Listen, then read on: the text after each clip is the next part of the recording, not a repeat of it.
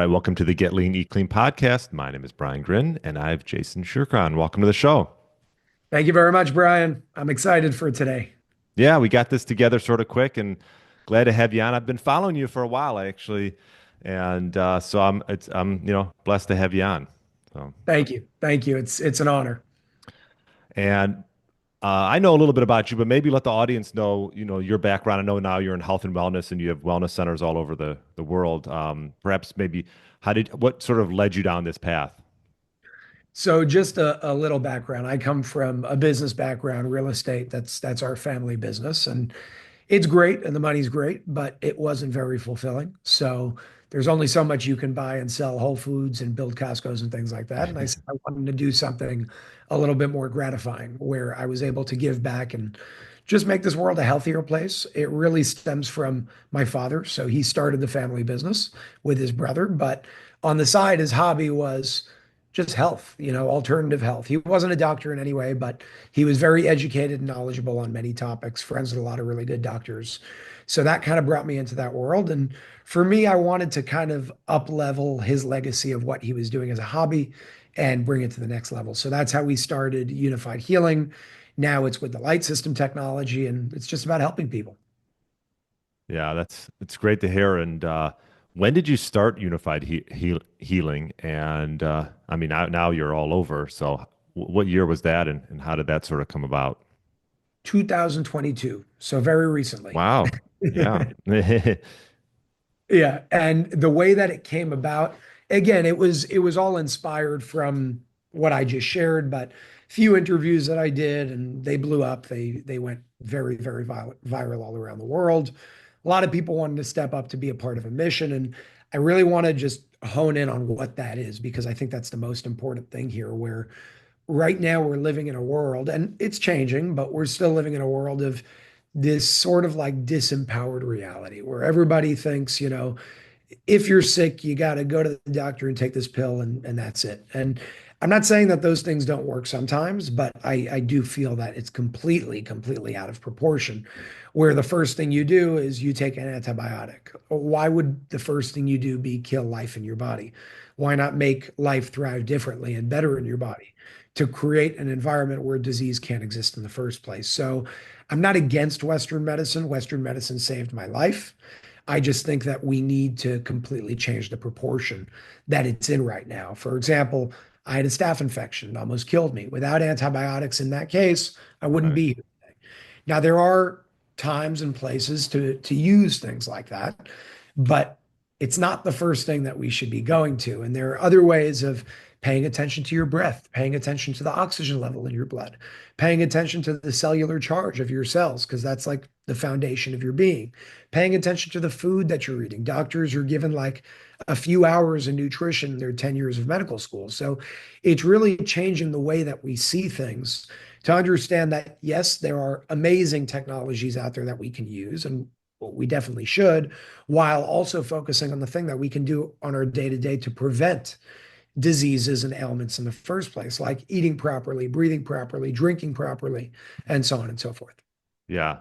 Totally true. I mean, like you said, there's a time and place for Western medicine, and usually, like if you have something that's acute and you need it to, like you said, a staph infection, and you needed to take measures like antibiotics and things like that, it was great. But uh, there has to be sort of this proactive approach that you should take on a day-to-day basis. And I totally agree. I mean, that's really what the podcast is about. So, um, what are some of the main principles we always talk about, like these sort of pillars that individuals sort of follow?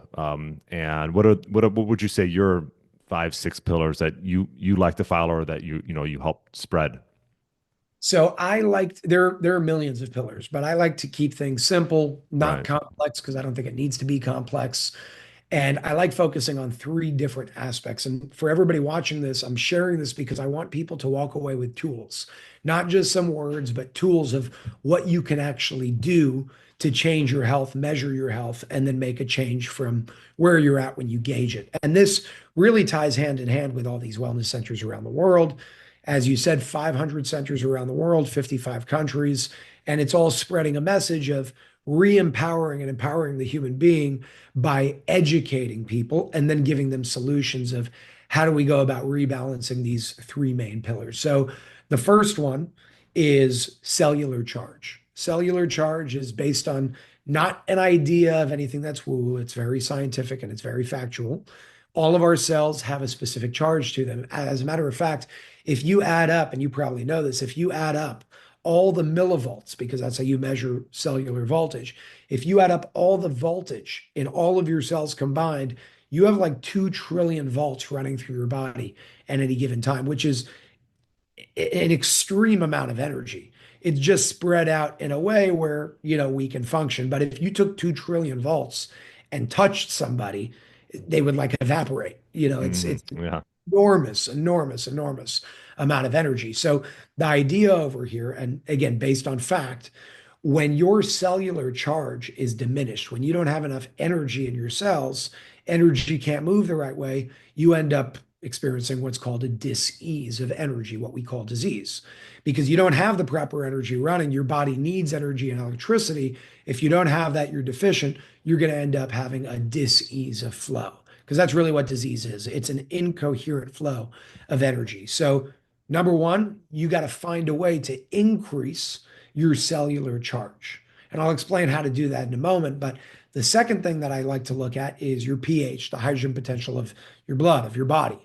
And your pH, as we all know, this is something that's taught probably when we're in like fifth or sixth grade, is on the low end, you're acidic, on the high end, you're alkaline, in the middle, between 7.2 and 7.4, that's your neutral. That's really where you want to be at. And if you go too low, you get sick. And also, if you go too high, you get sick. But the reason why people like alkaline foods and alkaline water is because generally, when you're sick, you have a more acidic pH. And when you have an acidic pH, that's an environment where cancer can thrive. So there is no such thing as a cancer patient on this planet that does not have an acidic pH, because cancer is an expression of the environment that it's in. And if you have an environment that can host it, it's going to grow, it's going to express itself. So interestingly enough, cellular charge and pH is the same exact thing expressed in a different way, meaning cellular pH is derived from the voltage in your cells. A lower voltage equates to an acidic pH. A higher voltage equates to a more neutral, in some cases, a more alkaline pH. So if you change one, the other one changes. It's not, when I give three pillars, it's not three different things that you have to do. It's three ways where when you change one, all change because they're reflections of each other. So the second one would be pH, and the third one would be oxygen levels in your body that you can measure with those oximeters on your they're like oxypulsometers, Okay. which you put on your finger. In seconds, it measures the oxygen level in your body. And when you're going below 95, 94, again, that's also going to reflect a lower pH. It's going to reflect a lower cellular charge, and it's all tied into each other. So, what I focus on, what we all focus on, these centers more specifically with this technology called the light system, is we're using light in a specific way, amongst other aspects that kind of stack different modalities on each other to increase the cellular charge, to reneutralize and reoptimize the pH, and to increase the oxygen levels in your body. Because even on the oxygen side, there was a doctor, his name is Dr. Otto Warburg, Mhm. and he actually won the Nobel Prize for proving that when you deprive a single cell of 35% of its oxygen for 48 hours, that cell becomes cancerous. That means that in oxygen deficient environments, cancer disease can thrive. When you change one, you change all. Whether you're focused on cellular charge, pH, or oxygen level, change one, all of them will reflect in the others. Oh, thanks for explaining that. And this sort of led you down the light system, right? Yep. Uh, and when did you, is that something, was that a partnership you came into, or was that something you just started yourself? No, so I did not invent it. It was invented in the 1980s, 1990s by this man named Robert Religa, not a doctor, not a healer in any way, a simple programmer that had a mission. He had a vision. His vision was based off of certain things that he was studying that ended up having different effects after he built it, like most inventions. Somebody invents it for one purpose, and then you find 10 or 20 other Mm, effects that comes out of it. So he created it on the basis of wanting to share certain teachings from, you know, ancient Hindu texts, things like that. A lot of big spiritual teachers out there. He knew that a lot of people aren't going to sit there and study it because, quite frankly, a lot of people are lazy and they're not interested. So, what if there was a way to be able to get people to, in a way, like download that information without actually having to put effort into it? So that's why he created this system. It's a system that has specific words and affirmations running on it in specific ways, coupled with light therapy. So now it's also radiating and emanating certain wavelengths, which is just color, to help the body heal itself. And from there were like 10 other effects that came out of it. But his goal was, how do we get people to be more aware of these teachings? Let's create something that will actually restructure the water in their body through specific words and affirmations, which is based on Dr. Masaru Emoto's work and his study on water, right? The water experiment, showing how factually and scientifically certain affirmations, certain intentions have the ability to change the molecular structure of water in the body. That's how it started, and it evolved since. Okay, so I didn't realize that there were actually affirmations. I was looking at the light system. That's cool. Yeah, because maybe I have something. Because in the morning I'll do like affirmations. I'll just play them on my phone, but I'm also looking into red light. Yeah. So So, you're talking red light, blue light, green light. It's the wavelengths, everything in between of RGB, of red, orange, yellow, green, blue, indigo, violet. And the affirmations, when you look at the screen, you're not going to see them in English because it's encoded in something called the meta matrix. So every letter in the alphabet has a symbol that Robert basically coincided it with. Now, you can transfer it back to English and you'll see all the affirmations.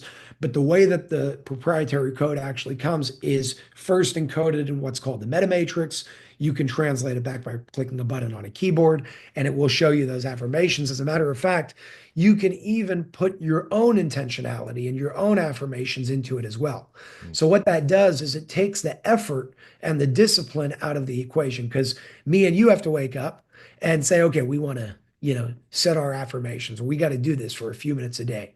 But in this case, it's doing it 24/7 without you even thinking about it because it's a system that has a program that does that for you. You program it once, it does exactly what you're looking for. and so is this something that you've implemented in your life? It's in my office, it's in my home. I sleep around it many times. My family has one of the 500 wellness centers here in New York now, in Port Washington, New York. So this is something that I don't just speak about, I live it. And I live it because I've seen what it does. Now, everything that we've shared so far is just philosophy, right? It's just words and action. But what about the action itself? What is the outcome? And there are studies and all that, but I don't even look at those. I want to see what is the actual outcome of results and testimonies from people of what they're experiencing. And what got me to really jump on this in the first place was my aunt. She had a 13.5 centimeter cystic fibroid in her uterus. The doctor said it might be cancer. You got to do surgery. We don't know what's going on. She slept around this system. Well, in the first case, she was around the system for 4 hours and it completely went away. And I looked and I said, how is that possible? And the first thing that I went to, because I'm a skeptic at heart, is that's the placebo. I don't know that it actually does something objectively. And then 24 hours, my sister's dog, now we're talking about a dog, not a human, we found a 4 centimeter tumor in his neck, right around his lymph nodes. So on a small little dog, we put him in the system. He slept there for 3 nights straight and it was gone. No surgery, no nothing. Mm.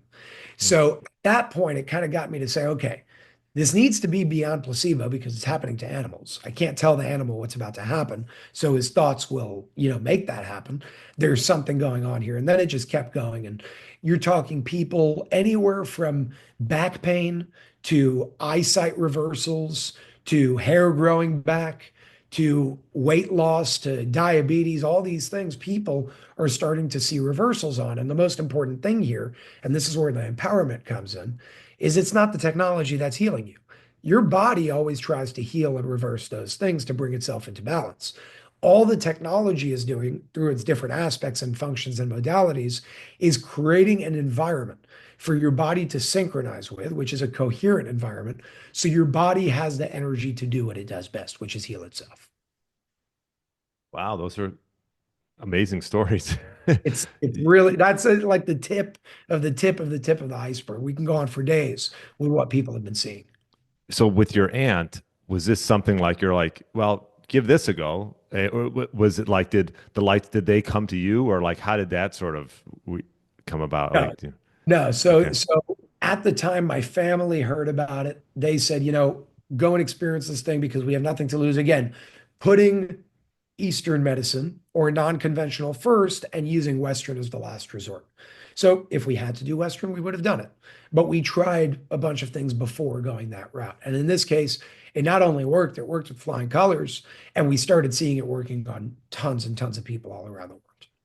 I was actually looking to see if you have a wellness center. So these wellness centers, people just go in there and sit in the light. Is that Yeah, so it or really depends on the wellness center. Now, and okay? all of them have technologies like that, but unified healing really represents many different types of modalities. Its stamp is, or its motto, I should say, its mission is bringing awareness to the top health and wellness technologies around the world that are energy based. So anywhere from red light therapy, cold plunge, infrared saunas, beamer mats, biochargers, using BioWell to measure certain things, using the Zyto programs to measure things before and after, and the light system as well. So it's one of many, but our focus is the light system because of how many or how far and wide it is of centers all around the world. Now let's talk about maybe some things people can do. I mean, this light system looks really cool. I was just looking at they're not cheap to get Oh, if you want them in your home. Looks like it's like 13,000 for that pyramid, which looks pretty cool. yeah. Could put that right in my house, but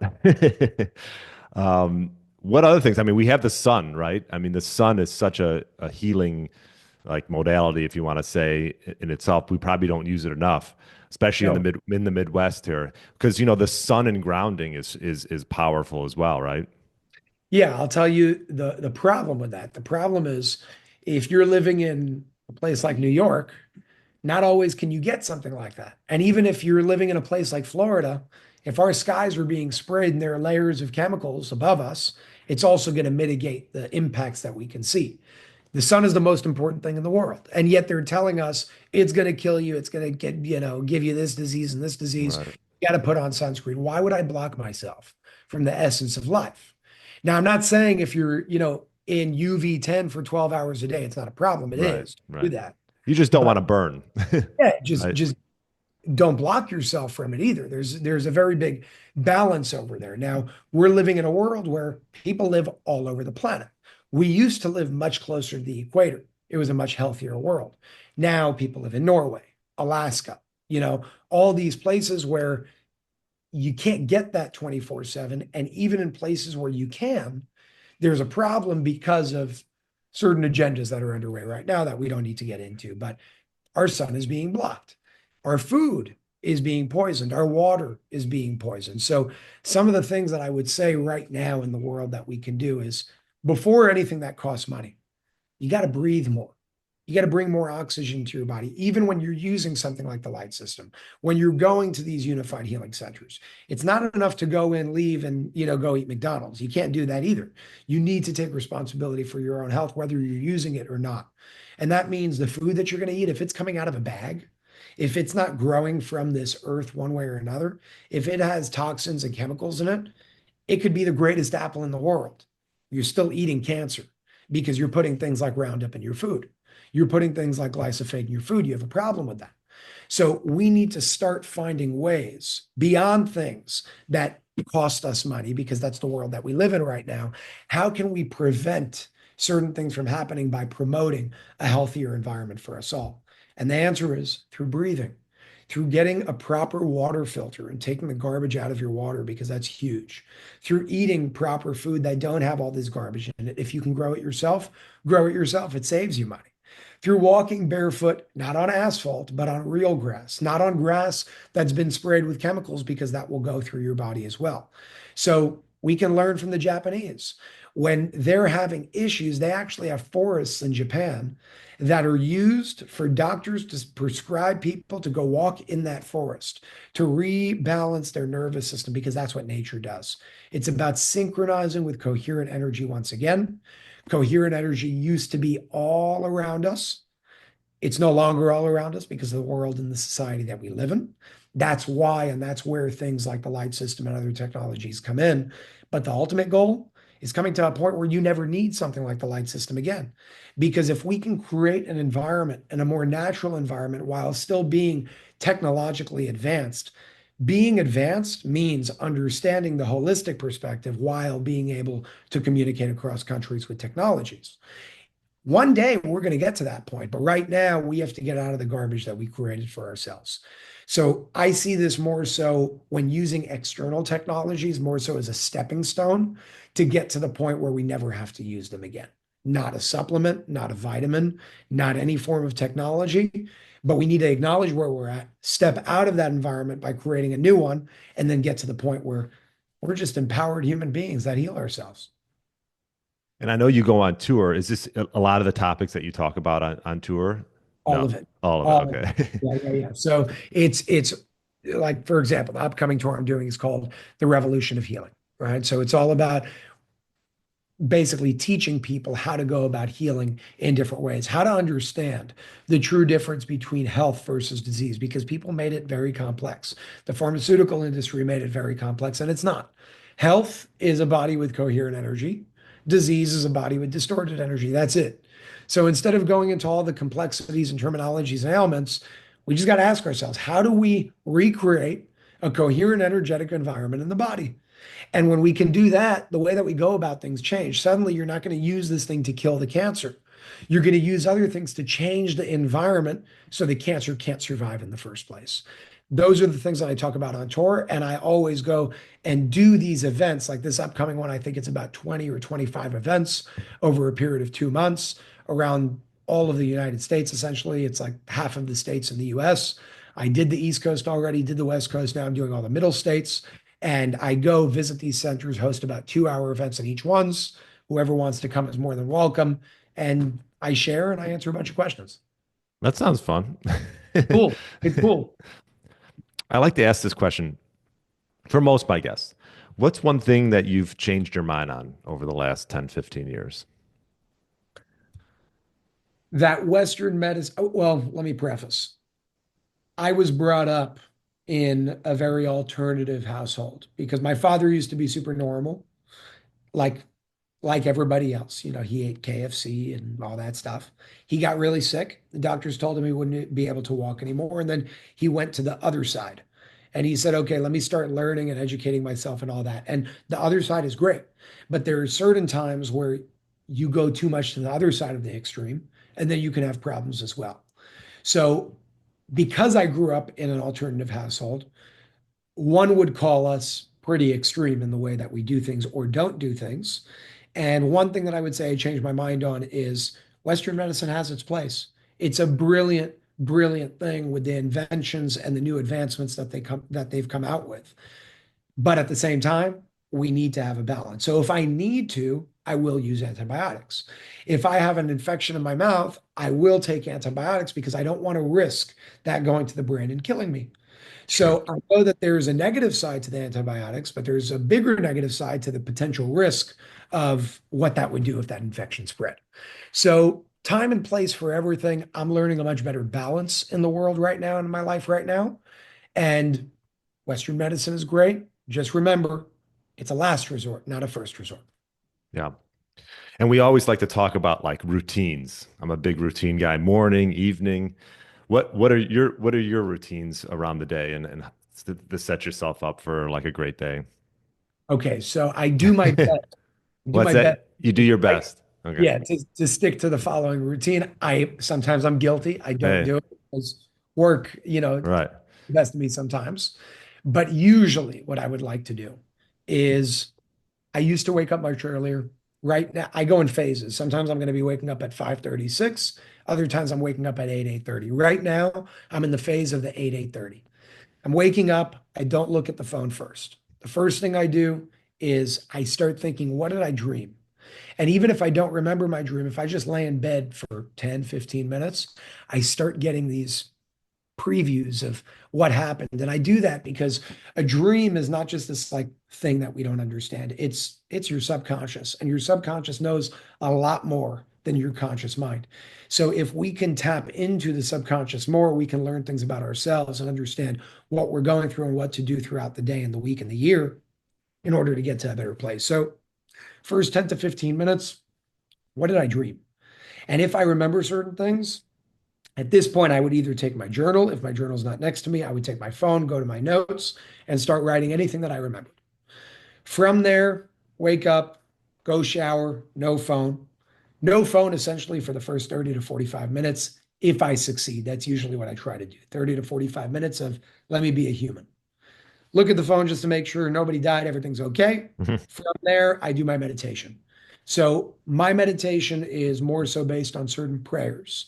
It's based on this understanding, and it's also a fact, it's how radios work. It's the law of resonance. What you're resonating with is what you're going to experience. So we're all guilty of being worried and concerned and scared and fearful about certain things. And I catch myself doing that as well. But in the morning and at night, but specifically in the morning, I use that time to not just use some words and say, I'm good, everything's okay, this won't happen, right? But focus and visualize the reality for a period of about 10 to 15 minutes of number one, before talking about life, how do I want this day to go, one day at a time? Because that's a much easier task to take on Sure. than what do I want to happen the next year from now? That's a much bigger task. So I'm a believer that if you do things day by day, definitely plan in the future, but if you do things day by day, you're going to get a whole lot further than if you say, I want to lose 100 pounds as opposed to saying, I want to lose 2 pounds this week. That's Right. much more manageable. So I take that mentality and I use it throughout my day, specifically in the morning when I do my form of presence, meditation, breath work, and just visualization. And I'm telling you, man, it really changes things. It changes things because whether what I'm saying is true or not, when I believe it to be true, the probability of that thing happening becomes a whole lot higher because now I'm living in resonance with that thing. So it's not just a matter of saying it. That's not enough. You need to literally like be it. You need to be it. Your belief needs to be undoubted. And sometimes I succeed and sometimes it's too much for me because I'm a human. But every morning, that is part of what I do. I do my meditation.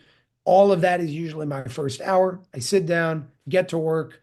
I'm usually a slave throughout the day in a very positive way because I'm doing good things, but I'm just here, right? My focus is forward. There's no left, there's no right. Let's go forward. Sometimes I forget to eat, so I do have reminders. I then my reminder, I need to remember to eat, I need to remember to drink, because one of the things that I've done over the past few years is, and I'm still perfecting it, but I've intended to perfect the power of focus. When you focus on something, you don't know how much you can get done. Forget in a week, forget in a day, in 1 hour. I've done things in 1 hour that most people would take a day, a week, 2 weeks to do. And it's not because I'm brilliant. It's because I created a system in order to get me to the place that I want to get to. This thing is not evil, but it's very distracting. And if you have something that you want to write and this thing is on with the screen in front of you, it's not really going to help you.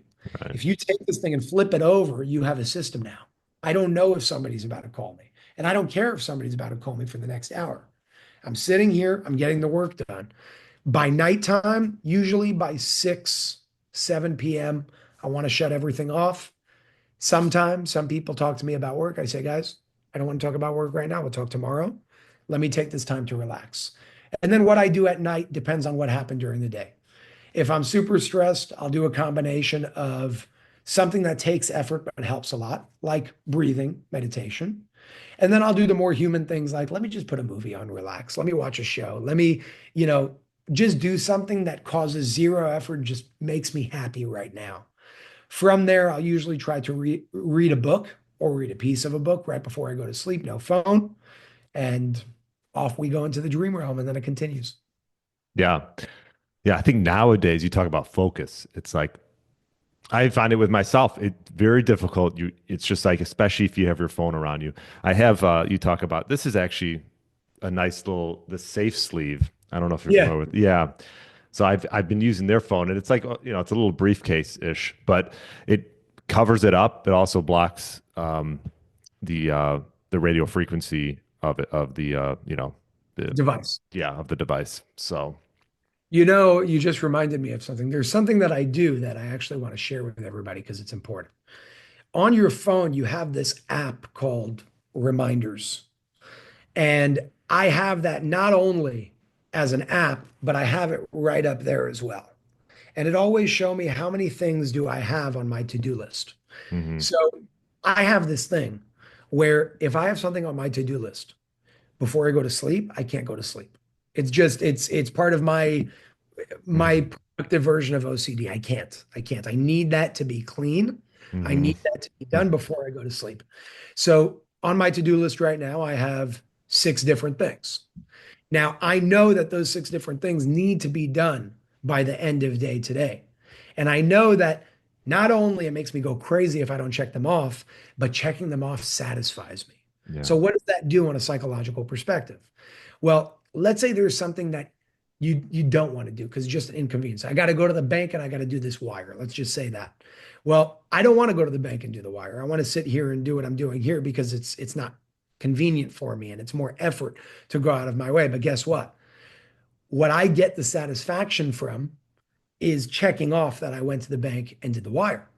So now I just associated something that I don't want to do with a reward, with something that I do want to do, to basically hack my own mind into being excited to doing it because I'm not excited to go to the bank and do the wire.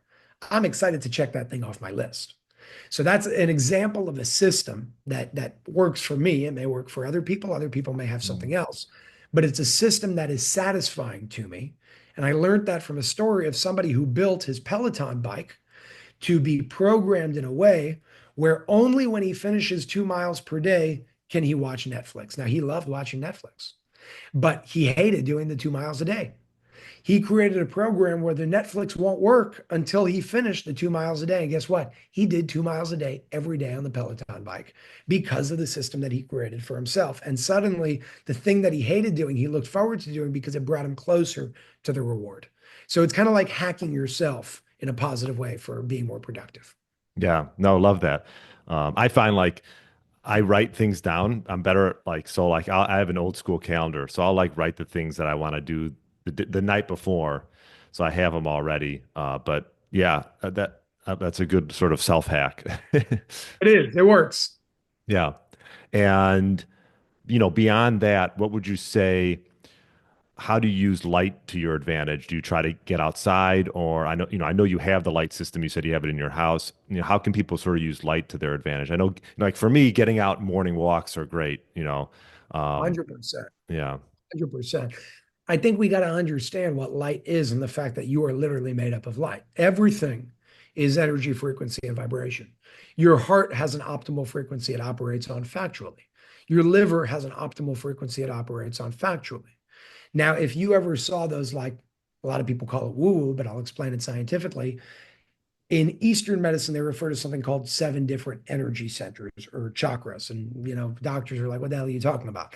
Well, all that is a different language for like the green one is just your heart and your pulmonary system. It's your cardiovascular system and your lungs, your pulmonary system. The blue one is your thyroid, your throat. The yellow one is your digestive system and your stomach in general. So it's just using different terminologies to understand different things. But the reason why it's so important is because those are colors, not because somebody wanted to get creative with, drawing out or painting a rainbow. It's because they understood that the optimal frequency of the heart is the wavelength that we perceive as green. So it's no wonder why green foods are very good for your heart. They also clear phlegm from your lungs when you take green juices. Forests are very good for that part of the body as well, but yellow foods are very good for your digestive system. So, like lemon in your water, bananas, mango, pineapples, it's good for your body, but it specifically targets your digestive system. Red foods, as we all know or may not know, help with inflammation. So that's your root chakra. It's just another word for your blood circulation, your blood flow, your root, what makes you a material being. So raspberries, cranberries, strawberries, cherries, pomegranates, all of those things are specifically they're anti-inflammatory. That's what they are. So it's not by chance that all of this happens. It's by understanding which colors or light is good for which parts of the body specifically. So beyond food, the sun is good for your entire being. but it will specifically target your reproductive system. That's why libido, your sexual drive, increases when you go to sunnier places, specifically. It increases when you go on vacation to Hawaii and you live in New York, suddenly your libido is much stronger. Well, it's because the energy, the light of the sun, although it's good for everything, is specifically targeting your second and your third energy center, which is your sacral and what they call your solar plexus. It's your reproductive system and your digestive system. So it's all a matter of understanding light in a different way and then using it in a conscious way. So the sun is good for many things, but target specific things. The sky of that blue color is also used for specific things like your throat and your thyroid. Certain foods or green grass will help with certain things in your body.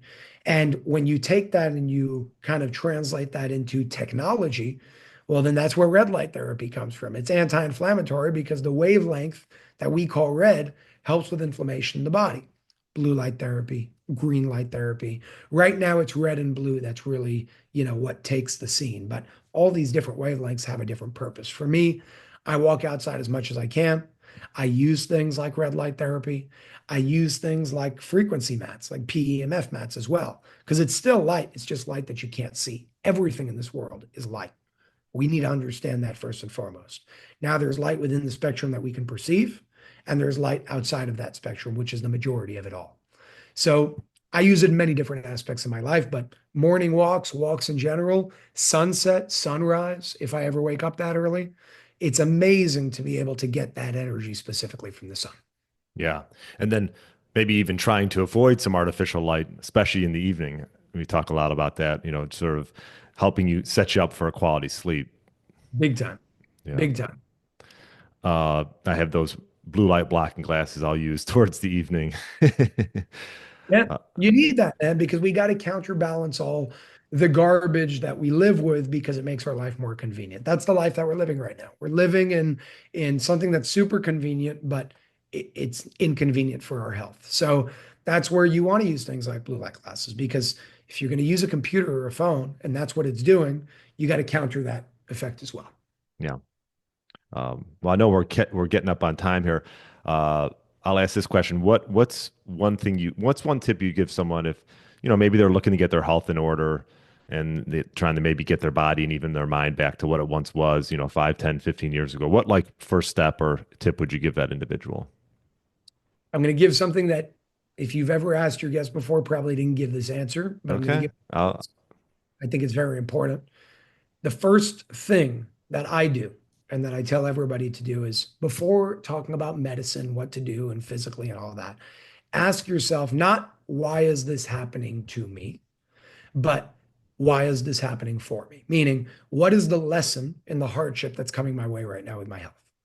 If you can learn the lesson, the way forward will be very clear on what to do next. Then you take the physical approach. But I come from the camp, and I would call it a fact, but some people may not agree with me. Every single physical expression in this world has an energetic root. It's just how it starts. A lot of people that are sick, if you go back to their childhood, have a lot of traumas that they never dealt with. They have trapped energies in their body that are getting stuck. That causes things like breast cancer, brain cancer, heart disease, diabetes, so on and so forth. Now, yes, on the surface, we're going to say, no, well, this person's overweight because they eat a lot. Okay, well, then why do they eat a lot? Because of an emotional issue that's going on. It all stems from an emotional root, not a physical root. When we can understand that and start asking ourselves, where is this rooted from? What is it trying to teach me? Number one, your mindset will change, your perspective will change, and the way forward of what to do next will be much, much clearer. But all in all, if you can learn the lesson that you were trying to teach yourself from a different perspective, nothing's here to hurt you. Everything's here to help you.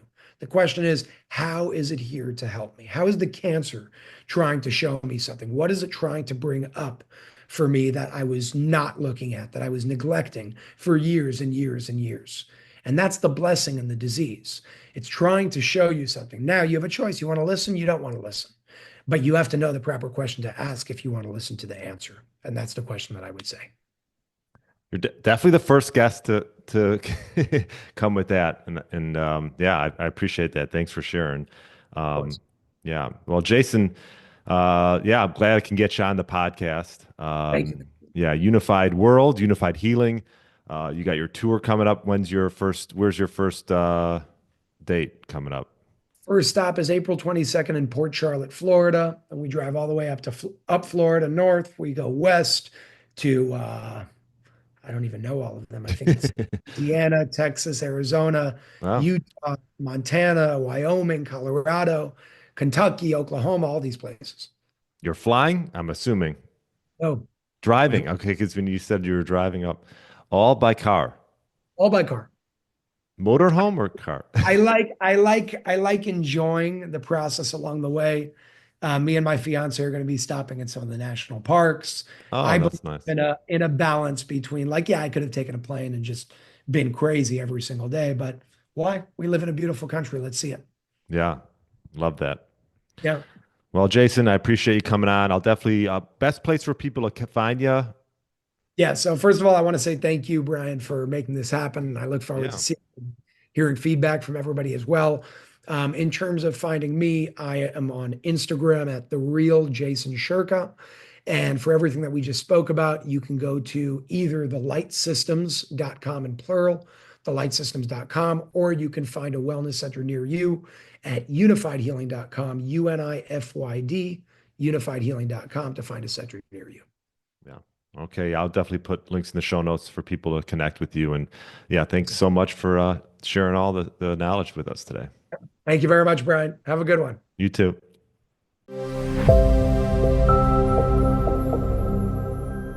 Subscribe.